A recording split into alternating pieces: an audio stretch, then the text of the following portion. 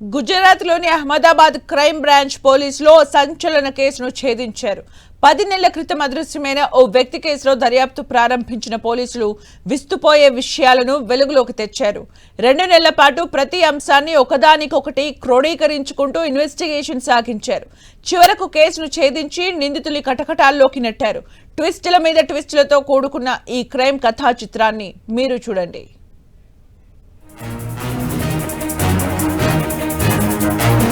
పెళ్లి ఒకరితో, సంబంధాలు మరో ముగ్గురితో, ఒకరికి తెలియకుండా మరొకరితో ప్రేమాయణం, కొత్త వ్యక్తితో సంబంధం కొనసాగించేందుకు పాతవారిని హత్య.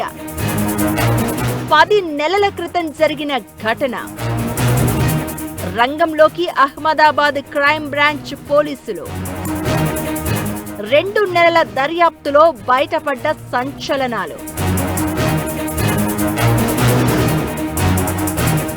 జాగృతి గోస్వామి అనే మహిళ సుఖదేవ్ గిరి గోస్వామిని కొన్నేళ్ల క్రితం వివాహం చేసుకుంది.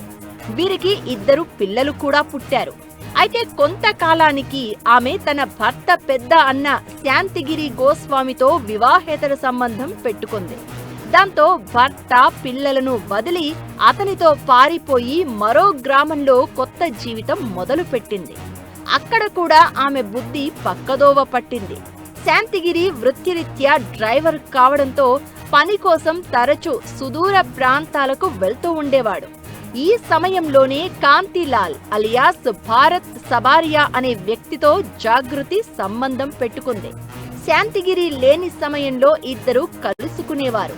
అయితే ఏదో ఒకరోజు తమ విషయం శాంతిగిరికి తెలుస్తుందని భావించిన వీరిద్దరూ ఓ దారుణమైన నిర్ణయం తీసుకున్నారు. శాంతిగిరిని చంపేయాలని డిసైడ్ అయ్యారు. ఈ క్రమంలోనే యూనిస్ అనే వ్యక్తికి 25,000 రూపాయల సుపారీ ఇచ్చి శాంతిగిరిని హత్య చేయాలని ఒప్పందం కుదుర్చుకున్నారు. కానీ యూనిస్ వారిని బురిడీ కొట్టించాడు. నిద్రపోతున్న శాంతిగిరిని ఫోటో తీసి హత్య చేశాను అంటూ జాగృతికి పంపాడు. అది నిజమని నమ్మేశారు కాంతిలాల్, జాగృతి.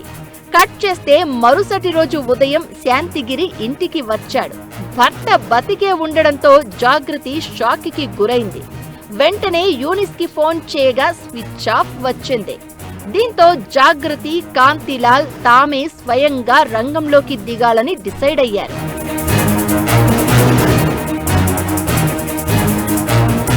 శాంతిగిరిని హత్య చేసేందుకు ఓ ప్రణాళిక రచించారు. అప్పటి నుంచి సరైన సమయం కోసం ఎదురు చూస్తున్న వీరిద్దరూ గత ఏడాది జూలై నెలలో శాంతిగిరిని హత్య చేశారు. ఆపై శవాన్ని కొద్ది రోజుల పాటు గదిలోనే దాచి దీపక్ అలియాస్ మున్నా అనే వ్యక్తి సహాయంతో కారులో తీసుకెళ్లి కాలువలో పడేశారు. ఈ క్రమంలోనే శాంతిగిరి కొత్త ఉద్యోగం కోసం బయటకు వెళ్లాడు అని, ఫోన్ నెంబర్ మార్చాడు అని అందరినీ నమ్మించింది జాగృతి. అలా 8 నెలలు గడిచాయి. ఈ గ్యాప్ లో కాంతిలాల్కు తెలియకుండా దీపక్ తో కూడా వ్యవహారం నడిపింది జాగృతి.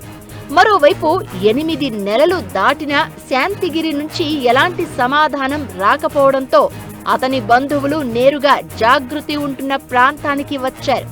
శాంతిగిరి ఎక్కడా అని ఆమెను నిలదీశారు. జాగృతి మాటల్లో పొంతనలేని సమాధానాలు గుర్తించిన వారంతా పోలీసులను ఆశ్రయించారు. ఈ విధంగా Shantigiri missing mystery case Ahmedabad crime బ్రాంచ్కు చేరింది.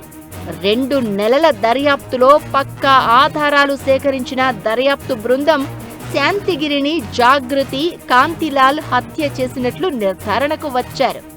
అనంతరం నిందితులను అరెస్ట్ చేసి రిమాండ్కు తరలించారు. అలాగే పరారీలో ఉన్న దీపక్ కోసం గాలిస్తున్నారు అహ్మదాబాద్ క్రైమ్ బ్రాంచ్ పోలీసులు.